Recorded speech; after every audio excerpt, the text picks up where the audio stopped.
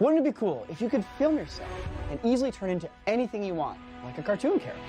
Like, what if this could just be a means of capturing performance, and you can visualize whatever your imagination wants afterwards? Wait, This kind of no you're limits telling me that all I need is just a phone to do this? But I want to give back, and I want to contribute our knowledge and put it out there so that you can go and make animations, and people can experiment and improve upon the process, helping all of us get better.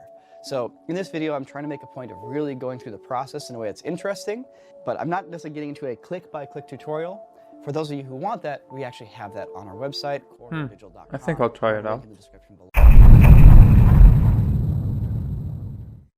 If you can't think of anything, Yeah, you've already... You chose the worst time to go. You chose the worst time to go. No,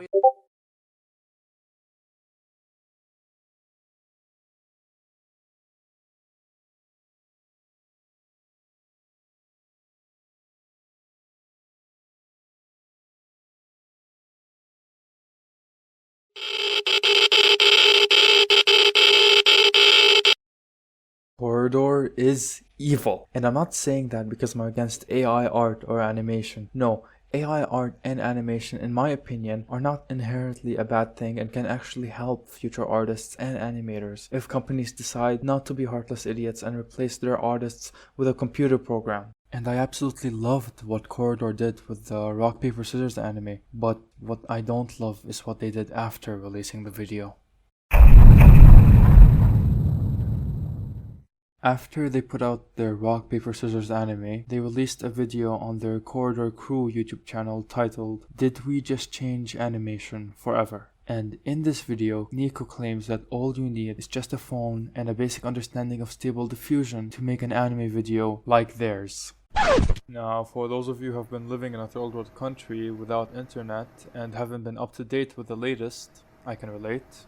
Stable Diffusion is a program that uses AI to generate pictures using pre-existing models. For example, if you were to tell Stable Diffusion to make you a picture of an apple, Stable will look through all of the pictures it has in its current model and use that information to generate a new picture of an apple. The reason I'm using quotation marks is because even though the picture you got is an original picture of an apple, Stable couldn't have made it without copying pre-existing pictures of real-life apples taken by real-life photographers. Caught up? Good. Like I was saying, Nico in the video broke down the process of how the anime was made, which was very simple. He first had to feed Stable pictures of himself so it could learn to generate pictures of him, and then teach it how to generate pictures in just one specific art style so that it wouldn't keep switching them. Then he would teach Stable how to draw him in the style of the specific anime he chose. And after that was done, he would take a video of himself in front of a green screen and put it through Stable. And then, abracadabra, you got yourself an anime. The process seemed simple enough for anyone to be able to replicate, and Nico insisted that it was. That's the reason they were sharing their process, was because it could be replicated. He even advertised a full Click-by-click tutorial on the Corridor website, which requires a monthly payment to access. And seeing that this new technique of animation was done masterfully by Corridor, and that I was in need of making some kind of short film soon to submit to a university, since I wanted to enter some kind of art or film institution, I decided to make a short film of my own, similar to the rock, paper, scissors anime. Now, sorry to bump you guys out, but I won't be showcasing any part of the film for now since I don't plan to reveal my face anytime soon. But anyways, I got my hands on a green screen for free thanks to my 10 out of 10 teacher who I knew for a decade, and I got to work.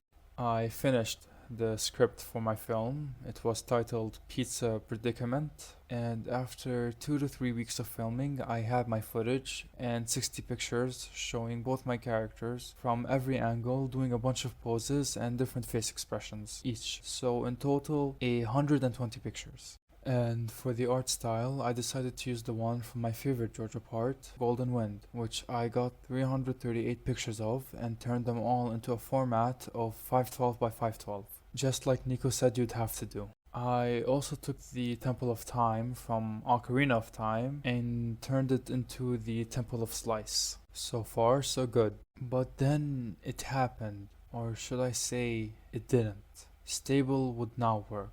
And no thanks to Corridor for helping at all. You see, I started a free trial to watch the quote-unquote click-by-click tutorial on how to make stable work and what settings to put for it. And let me just say, it's fucking bullshit. The click-by-click tutorial is more useless than Aquaman. To boil it down to you, the tutorial is a tutorial that tells you to watch other tutorials.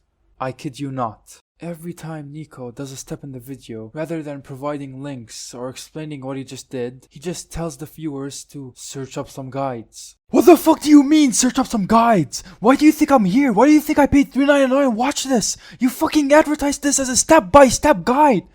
And that's not even the worst part! Nico blatantly lied about being able to make an anime with just your phone. Now, obviously, when he said that, he was just exaggerating. Obviously, you need a laptop or PC to actually do it. However, there is a difference between exaggerating that all you need is a phone and the reality that what they used were 4 fucking 4090s! So yeah guys, all you need is just a phone as long as you can cram 4 fucking 4090s in it. Nico, you can't just advertise that anyone can do this when in reality you needed 4 4090s to complete the video. Do you know how much 4 4090s are worth? They're worth 12 PS5s. They're worth 8 8K TVs. They're worth a year and a month of my fucking rent! And here's the scummy part of it all. He doesn't mention that these are the required specs. No, he mentioned this in a new video talking about the upcoming second episode of the anime.